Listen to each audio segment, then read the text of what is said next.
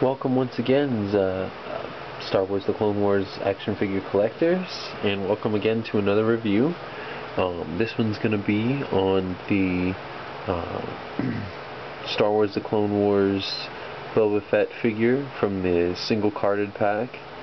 A little bit different than the Boba Fett figure that came in the Rise of Boba Fett Ultimate Battle Pack.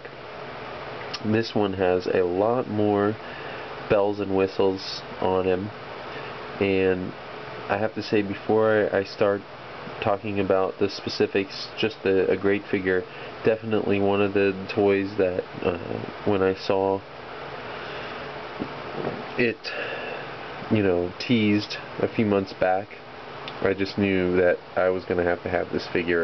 Of course, I'm a big fan of the show, and definitely the Season 2 finale trilogy, the Rise of Boba Fett episodes, were some of my favorite ones, because they get into the whole backstory of Boba Fett.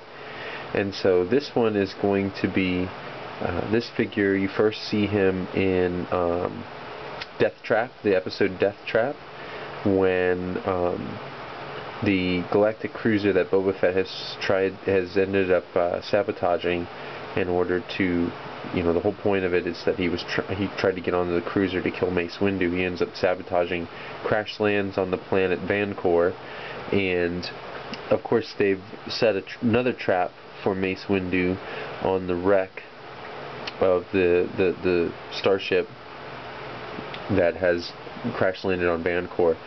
And of course you don't even see Boba Fett until probably about halfway through the episode. And what's really cool is he's wearing a poncho. Now this figure doesn't come with the poncho, and I'm looking into trying to make him one. But it's like a green poncho with some stripes on it. I think there's some yellow involved, and I just watched the episode the other day. I'm going to take a little bit of a closer look, see if I can get a good reference shot of him in the episode so that I can make a poncho to go with this figure. However, for the time being, let's move on to the figure for the review. As you can see, I started the review with a really good close-up shot of the head sculpt, and you can see he's got his little scowl right there. You can see the little lines on his brow. Nice little feature to this figure. It's kind of the opposite of the innocent look that the other figure has. So I'm going to go over the articulation. He's got a ball jointed head, ball jointed shoulders, elbows, swivel hands, swivel waist. What's really cool is he's got ball jointed hips, ball jointed knees, and ball jointed ankles, but they don't move very much because he's got this bottom of his pants kind of hinder his articulation right there, but nonetheless he's got it.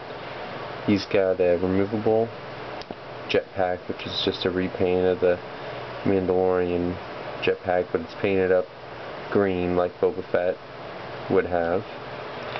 And he's got some armor here that's removable, and it's sort of kind of like a foreshadowing or precursor to his future armor. I really like this detail on the back here where the jetpack pops in. And then he's got his holsters with the Westar blasters in them, which are basically the exact same blasters that his dad had, Jango Fett. So I guess they're trying to say that basically he just inherited them. The holsters are really well done, and you can see that with his ball joints, they don't really hinder his movement at all.